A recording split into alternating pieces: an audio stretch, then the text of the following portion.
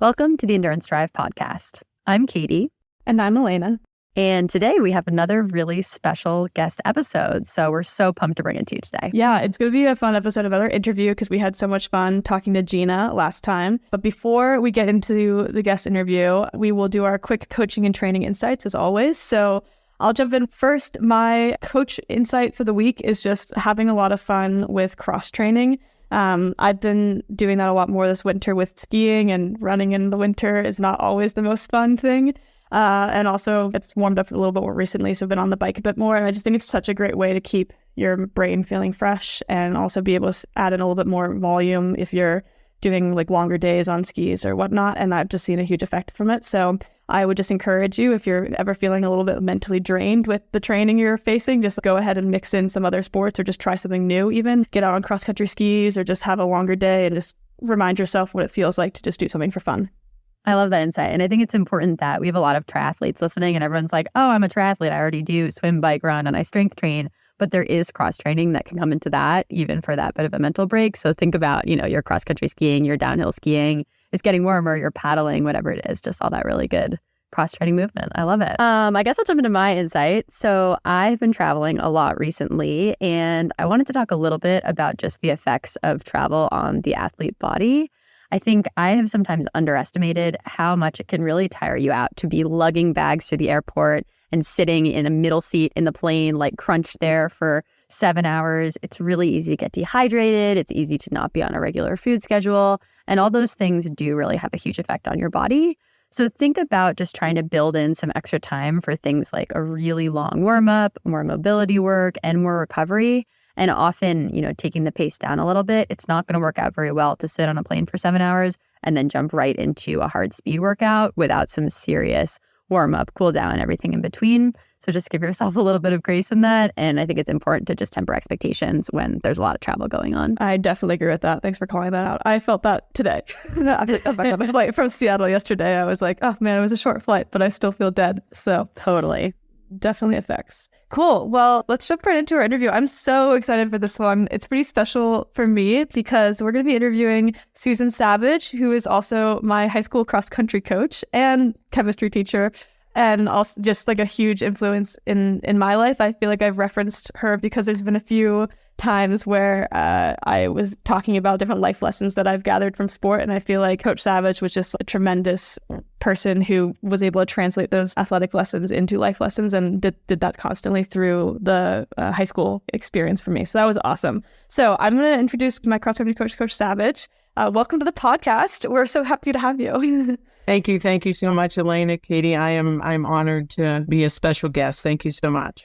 Yeah. And also, I still call you Coach Savage because that's cemented in my brain. But Katie, you might call her Sue. So I think I'll call her Coach Savage too. I've heard so many good things that I feel like I have this image of you as the best coach ever. So I'm going to call you Coach Savage if that's okay. Well, I always tell my athletes I'm always your coach. Doesn't matter how old you are. And I'm to the point in my coaching career where I'm coaching former athletes' children.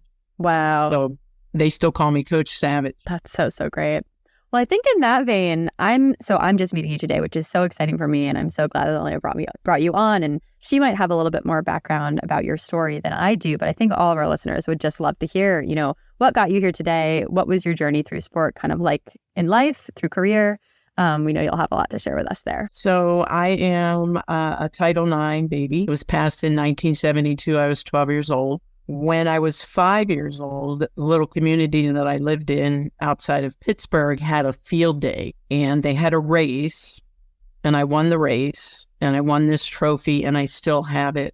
I'm embarrassed to tell you. And that cemented in my head, oh my gosh, I'm pretty good at this. I really like this. And where I lived, there were lots of kids, and in the summertime, we would play tag and hide and seek and kick the can, and no one could catch me.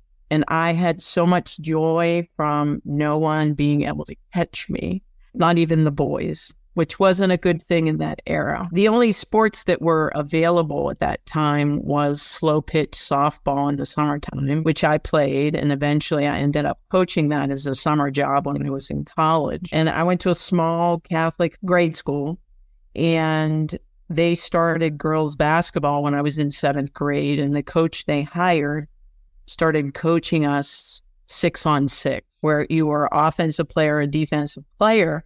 And one of the dads was like, no, the girls are playing 5-on-5 just like the boys. So we began to make that transition. And when I graduated from 8th grade, my mother wanted me to go to the Catholic high school, which didn't have anything. But the Pittsburgh Public High School, Carrick High School is my high school, they started girls tennis, they had girls swimming, I believe they had volleyball, and they had basketball. So my mother agreed to let me go, although she did not appreciate the fact that I was, in my day, they called us tomboys. I was a tomboy. And I give that credit to my brothers because they would pick up a game of football with the boys. And if they were short one person, my older brother would go, let me go get my sister. And then sometimes they didn't want to play with me because I made them look bad because I was faster than them at that time. So I get into high school and I make the basketball team, and I always knew my dream was to run in the Olympics, and they didn't have a girls track team at that time. And I ran on the boys track team for 2 years, my freshman and sophomore year. My sophomore year, I ran in a big invitational meet and I placed second, which ran a qualifying time. And in the state of Pennsylvania, if you ran a qualifying time, you got to go to states. I go to states and I medal. And then the athletic director of Pittsburgh Public High Schools, George Couple, said, okay, we'll start girls track and field. Wow. So, yeah. I never knew this actually. So you were responsible for, like, they directly started girls track at your high school because you were such a standout athlete, and they were like, we need a team for you. Right. Wow. How, to dig in a little bit more, because this is just like, I can relate a little bit from growing up playing boys hockey, but obviously totally a different era. Like, how did it feel for you to be on a boys track team? What was that dynamic like? How did it affect how you thought of yourself as an athlete during that time? So one of the things I'll share with you is, for me to move my body is very natural, and I don't feel right when I don't do it. And it was true then. I just would run. Like my mother would say, go to the corner store, which was like a block away, get a loaf of bread. And then she would say to me in the next sentence, don't run with the bread, because I would hold it at the top and I would smash the bread. Well, I learned to carry it like a football. And so I could run home, and I would run to the store and run home. It just was a natural thing. In my era, not a thing that girls did. And for me, there was a contradiction happening because society was telling me, you're not supposed to do this. This isn't what girls do. But for me, it felt so real and natural. And this is where I would give my dad some serious credit, because he just supported it 100%. He thought I could do anything. And if you're good at that, you go do that. You do that. And there were times where I was teased and made fun of. And my dad would say to me, don't you ever cry in front of them. You can come home and cry all you want. And there were times I would come home, I would say probably my sophomore year, when I really was getting the feel of what track was like. And my high school coach was very supportive, but sometimes would put guys on the line with me. For example, in the 220, in those days, we ran the 220 instead of 200 meters, just to humble a guy, because I am so competitive. And Elena, I know you can relate to that I just would put it all out there. I didn't think about the fact that he had everything to lose. I had nothing to lose. And he would be humiliated and they would make fun of me. And sure enough, I would do the mile plus walk home, and I'd walk in the door and the tears would flow. And my dad would hug me and say, it's going to be okay. It's going to be okay. Because it was so natural for me. I don't feel complete. You know, and then some people will say, oh, you're addicted to it. No, I'm not addicted, because as I've aged, I'm 63. I still run. I won my age group in a 5K on Saturday morning. I'm still competitive. I'm much slower than I once was, but I know when to rest and when to push it a little bit. But there were trying times there. But yeah, I think the thing about sports and girls doing sports, it teaches you so much about your power.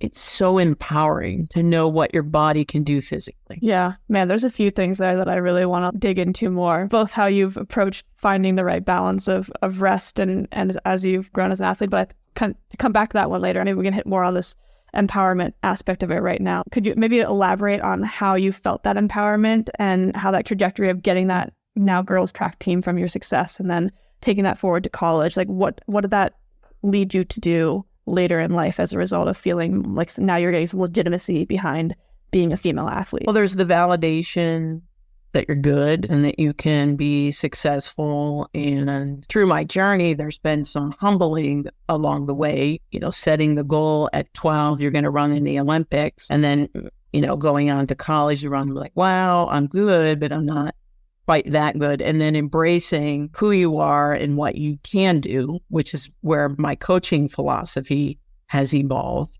because not every person is built the same way. Not every person has the same talents, but everybody can benefit, particularly girls, with moving their bodies, because you know yourself and you know what you're capable of doing. And I'll just share the story. Last year, I helped chaperone a 2-week trip to Europe with our choir. No, I don't know anything about choir, but I love music. And we had a bus driver try to go up this skinny street in Paris, and he broke the transmission. And that was, the streets are really narrow, and we had to get the luggage out. I was the oldest person on the trip, and I climbed under the bus to move all the luggage out because I knew I could do that. So that's what it does for you. So when you're facing difficult things in your life, you can draw on that. And I've said this often, Elena's familiar with this.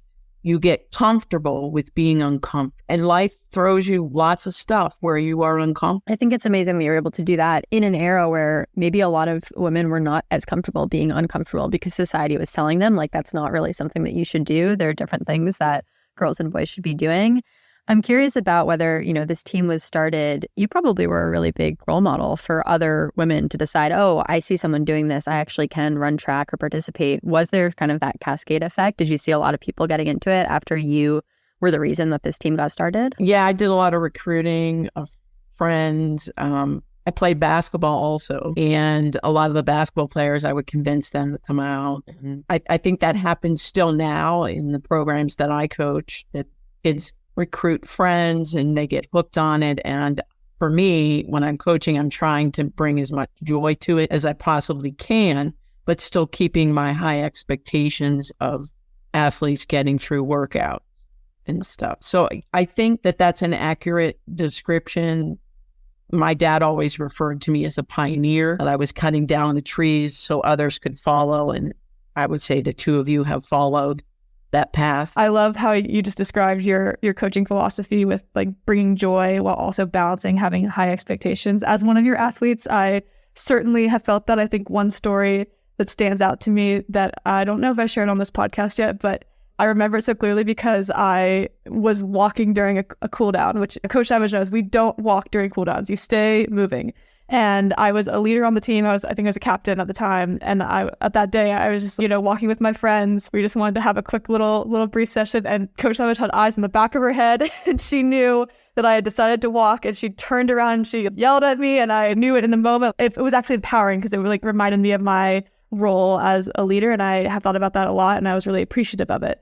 So I guess, just to kind of turn it back to you, and you've mentioned this so much with coaching already, I would love to hear more about how you got into coaching and how you've developed this perspective that makes you such a powerful coach and a powerful role model for women and everyone, all of your athletes, but particularly for girls and women in sport. Thank you for that. So I never intended to coach. The other area where I was a pioneer, I was the first woman to receive an athletic scholarship for track and field at West Virginia University. In my freshman year, I was the only scholarship athlete. Everybody else was a walk-on. And I had, I think, a pretty successful career, and I traveled the United States, where I had never been out of the state of Pennsylvania before that. And I realized that I enjoyed traveling, and it empowered me when I graduated from college to take a job outside of Baltimore, Maryland, on Aberdeen Proving Grounds. And that's where I met my late husband, Dr. Russell E. Savage Jr. And he and I started running together, and he asked me if I could help him break 40 minutes in a 10K. He had come late to running. It was after his doctorate. I'm like, yeah, sure, I can help you. And I had him on the track doing repeat quarters and this and that. And sure enough, he broke 40 minutes in a 10K, and that was in the fall. And then he saw an ad in the paper, 1985, for a boys track coach at a small Catholic school called John Carroll in Bel Air, Maryland. He goes, you should do this. I'm like, I don't know, So I'm working as an analytical chemist. I don't know how I'm going to function coaching high school and getting back into that. And I went in for the interview and they hired me. And I've been grateful for that as I've started my 40th track season this year.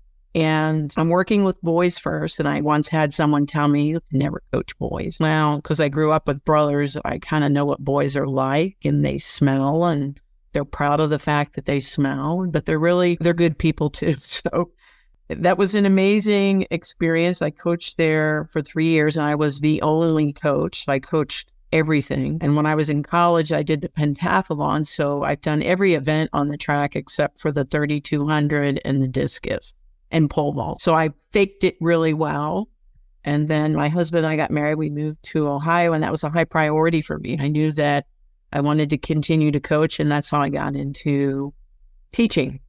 That was really, truly my calling. My coaching philosophy has evolved, and I would say by the time I was 10 years into my coaching career, my coaching philosophy had solidified. What I want for athletes, I want them to understand their power. I want them to learn something about themselves. I want them to learn something about others. I want them to believe they can handle the stress on the starting line, that nervousness. I always tell them, if you're not nervous, then you don't care enough. I'm nervous, and I've been doing this for decades, and I'm not even running. I think it teaches you so much about who you are and what you're capable of doing in a way that no other. Since I was on the trip with the choir, I think performing, there's a lot of similarities there, but it just teaches you so much about yourself that you don't really know that you're learning, and focusing on your own self-improvement, which is what Elena knows. You're going for a PR every time. It's bad data to compare yourself to someone else. You want to compare yourself to you, and you want to continue to improve you in all aspects of your life. I guess to counter that, because I think all of that is so powerful, where do you think other coaches go wrong? They think it's about them. And I have said that to many young coaches. If you think this is about you, you need to get out of coaching. Now, I will admit, and Elena knows I'm competitive, and I want us to do well. But along with victories, there are defeats. And as a coach, one of my proudest moments in coaching was when I had a 4x8 girls relay team at the regionals. And my fourth runner was having some issues, but she was a great runner. She ended up running for the University of Vermont. She collapsed. We were in second place, top 4 state. She collapsed with less than 10 feet to go, crawls across the finish and finishes 5th, only top 4 go. So I'm standing there and gathering my own disappointment. Okay, it's not about me. It's not about me. I'm disappointed, but I'm more disappointed for them. How do I turn this defeat into a teachable moment? And it was one of my proudest, as I'm sharing with you, proudest coaching moments, because I helped those 4 girls embrace that disappointment, not getting to state. I think learned from it. And if you were to ask those 4 ladies, I think that they would say that. That was a really delicate thing. But I have seen coaches screaming at athletes. That's because they think it's about them, not about me. I get to celebrate Elena's CHL champion her sophomore year. I get to celebrate that with her. I get to hug her. I get happy for her, but it's not mine. It's hers. I helped her. So I think that's where coaches go wrong. It's not about me. I think that's so powerful. And I think you're already just hitting on so many different life lessons. And you talked a little bit too about how this philosophy and how you approach this has evolved over time. Do you think that's just come with a lot of experience? You've been doing this, this is your 40th season. Is it just different things happen, these crises happen or exciting things happen, and that's how you evolve? Or are there other ways that you kind of have honed your coaching philosophy over time? I think it is experience, but the other thing that I think is really valuable is that I still compete and train. And I can say to an athlete, and I can say this to a student, I don't ask you to do anything that I haven't done myself. Today they did our St. Patrick's Day workout where they picked a clover and the boys picked an 800, an 800, 1,000, and a 600. That's a hard workout. And I'll say to them, I've done that.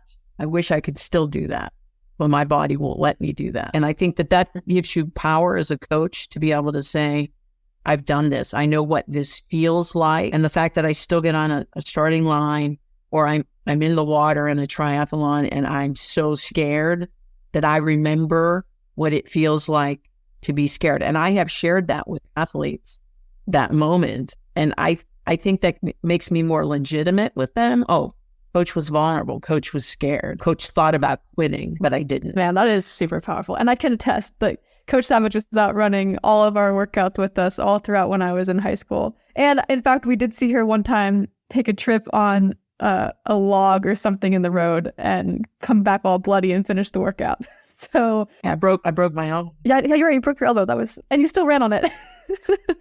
Yeah, that was crazy. I guess to transition a little bit then, because you're hitting on, you understand all these things, you're still competing, you're a lifelong athlete. I'm really curious to hear how you've been able to conceptualize your journey as an athlete over time from being, an elite collegiate runner to now coaching and getting more into triathlons when you have a little more time for yourself after retiring from cross country. What has that journey felt like, and how do you think about your capabilities as an athlete at different phases of your life? First of all, I would say anyone listening who's aging, it's humbling. And you have to step back and say, this is what my body can do. I would share with you ladies that after giving birth, I felt like Superwoman. But giving birth, my running and being uncomfortable got me through both of the deliveries. And I delivered my son naturally, and he weighed 10 pounds, 12 ounces. Wow. My greatest athletic feat. So there was a period right after that where I was cranking it, Superwoman, doing the Heart Mini Marathon, just running like crazy and being really successful in various road races. And then you begin to age and you go through changes. The body changes for women, and I'm sure it changes for men, but I can't relate. And things adjust. So I sometimes have to do a self-check. Okay, that was who you were. This is who you are now. That's just a natural thing. And when I work at the running store and I wait on an aging woman who's a runner and I validate, yeah, you're slowing down, but you just have to embrace where you are. Give your very best where you are, because it's just the natural process of aging. You don't give up on yourself, I guess is what I would say. I'm not going to give up on myself. Where do you think that drive still comes from? I'm really stubborn, I guess. It's still moving. It makes me feel like myself. I've never, when I'm on my way to a race, for example, I would say, why am I doing this to myself? I don't need to be doing this anymore. Why am I doing this? But I have never regretted the race. Once I do it, well, that's why I do this race. That's why I do that. I think we can all definitely relate to that. And I'm curious, so did you sort of make this transition into triathlon because you wanted to try something new? You had been running previously. You wanted to just tell us a little bit about that, because we do have a lot of triathletes that listen. Actually, where that came from is my father in 2005 was diagnosed with mantle cell lymphoma. And I signed up for a triathlon with Team in Training and did some fundraising. And first I did a half marathon for them, the Flying Pig. And then I thought, well, let me try this triathlon thing. And I had a coach, and, it went fairly well. And I've never been a real strong swimmer, but the cross training is invaluable. And the biking, I've always been a big biker. When I was in high school, I biked everywhere if I wasn't running. So that was a very natural transition. And I enjoy, even though I'm not a very good swimmer, when I'm swimming, I'm in the swim. And then you transition. Now I'm on the bike. I never think ahead while I'm in that moment. I'm a swimmer right now. I'm a biker right now. And I really enjoy the challenge and the cross training. Usually when I do a sprint triathlon, I feel really fine the next day. Versus if I were to run a half marathon, I'm not feeling as fine the next day. And my favorite workout, and I've had cross-country kids do this, or not this, Elena, bricks, where you bike, run. I've had my cross-country kids do that. So there's something to be said for that, because that's my favorite workout. I never got to do that.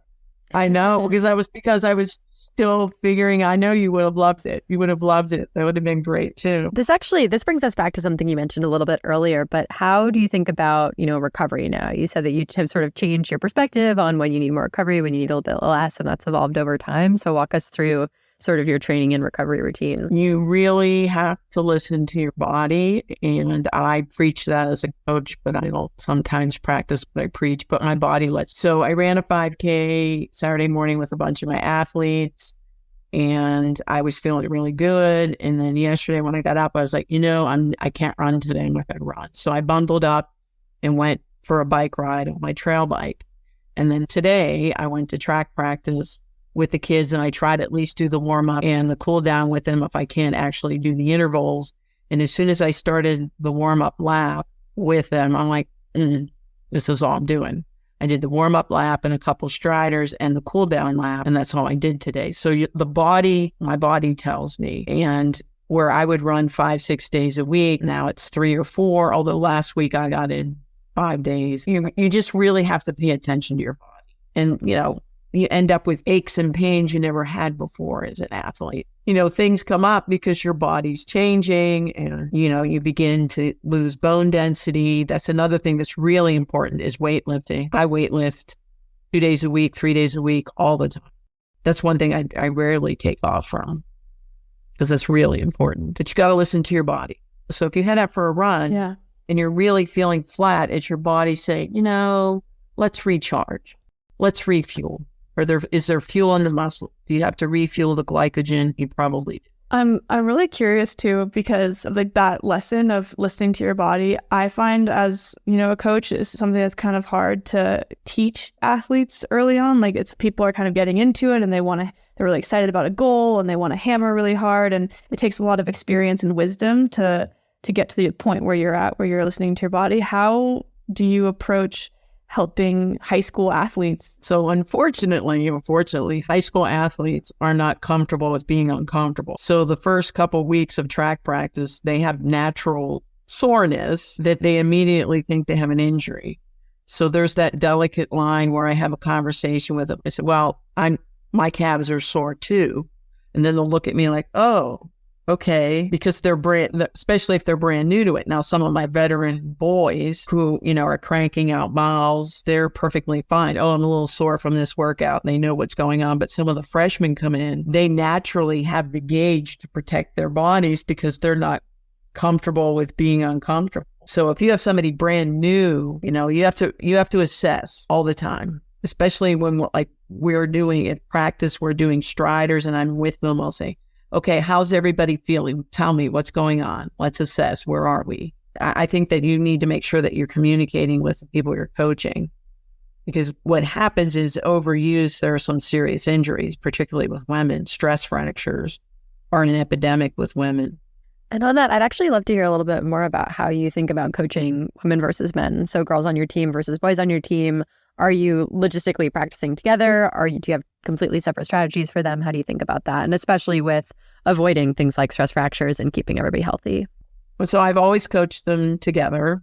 You are one team. But when I write a workout, for example, repeat quarters, I make it a range 6 to 12. And so I allow the athletes to have some control over what they're going to do. But in my mind, I usually don't let the girls go above 8 because they don't need that constant pounding. And I coach them the same way as far as writing the workout. The number of intervals will be a little bit different. I think it's real important, the stretching, the weightlifting. Everybody does all of that. I think the motivating and the pre-race conversation is a little different with boys than girls.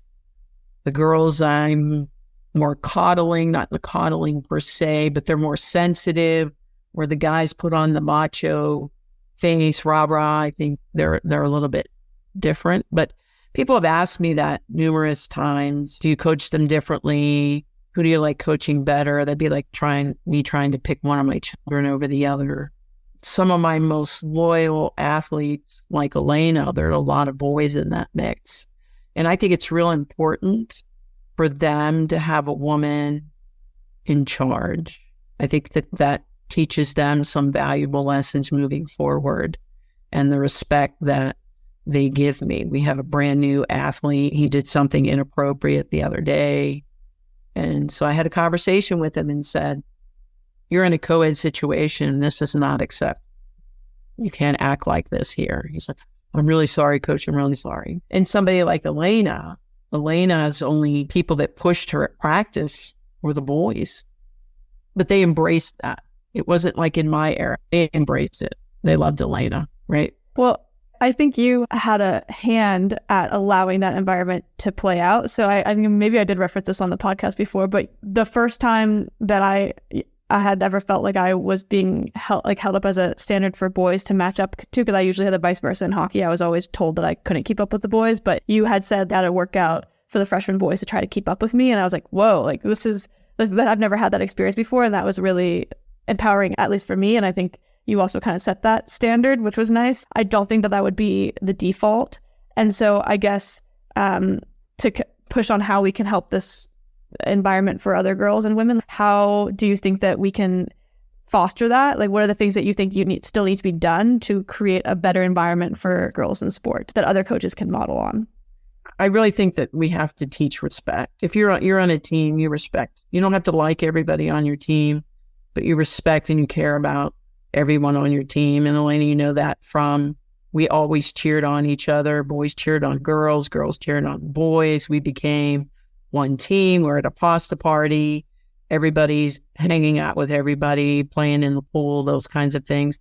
I think when we separate, and I would say this is true even of cultures, when we separate and think, oh, that's them, this is us, then we miss the opportunity to learn from each other. And I think you just set the example. You respect everyone. Everybody has value on the team, whether it's your star athlete or the person who's running 35 minutes over a 5K. I wait for everybody because everybody's out there working hard. And I think the main thing I would say is it can't be about the coach. It has to be about the athletes. It has to be about the athletes. That needs to be the focus. I think those are all such valuable lessons. And I hope that if we have other coaches listening, they can kind of pull from you and really try to channel that expertise into keeping kids in sport, keeping girls in sport, and just empowering their athletes. So thank you so much for sharing that. For our last couple closing questions, we always ask our guest interviews this. What are you excited about in 2024? So you're telling us that you have some races on the horizon and some other things. So tell us what you're excited about. Well, my daughter's expecting grandbaby number 2, so that's pretty exciting on June 11th. Oh, no way. Yeah, it's 2024, 25 will be my last year of teaching. I don't know what's next. So, I would share with the audience that my participating in sports and coaching and how it has empowered me has gotten me through the most difficult time in my life. If I didn't know myself as well as I have, I don't know how I would be navigating the last 3.5 years without my husband. When you talk about what I'm looking forward to, I'm trying to figure out what's next and how I navigate the rest of my life alone as I move on from retirement. So I would reassert that participating in sports is just so invaluable, and it teaches you so many life lessons. It allows you to pick yourself up and brush yourself off and get out of bed in the morning. And the more girls we have participating and we are empowering them, the better our society will be. Yeah. Yep. That's really powerful. Thank you for sharing. And we totally agree, which is why we're trying to share stories like yours. So yes, absolutely. And the last closing question that we like to ask all of our guests is just, do you have any favorite books or podcasts or resources that you can recommend? So there are 2 books.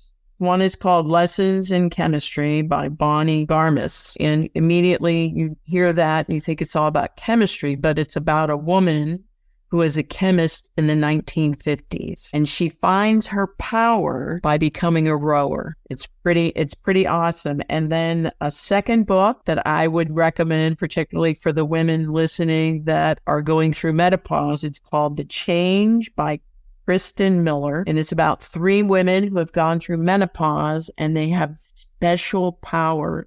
One of them is a badass, man. It's pretty cool. So both of them are very empowering books for women. Just really, really a good read. And I'm reading The Change for a second time because it was such an empowering book. So I would recommend that for both of you to read also.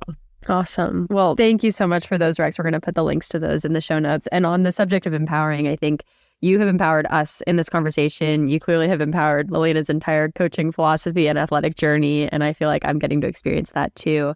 And I know that you're empowering our entire audience and all the athletes that you've coached. So just thank you so much for everything that you do. It's clear to me how incredible of an influence you've been on so many people. And it's just such a privilege to get to spend time with you and talk about all these things. I really appreciate it. And I'm proud of both of you. But Elena, you know this, I'm very proud of you. And I'm very proud to call you one of my athletes. It's really very awesome. And I'm honored to be on this podcast and appreciate it. And I wish everybody the best of luck in the training, whatever they're doing moving forward.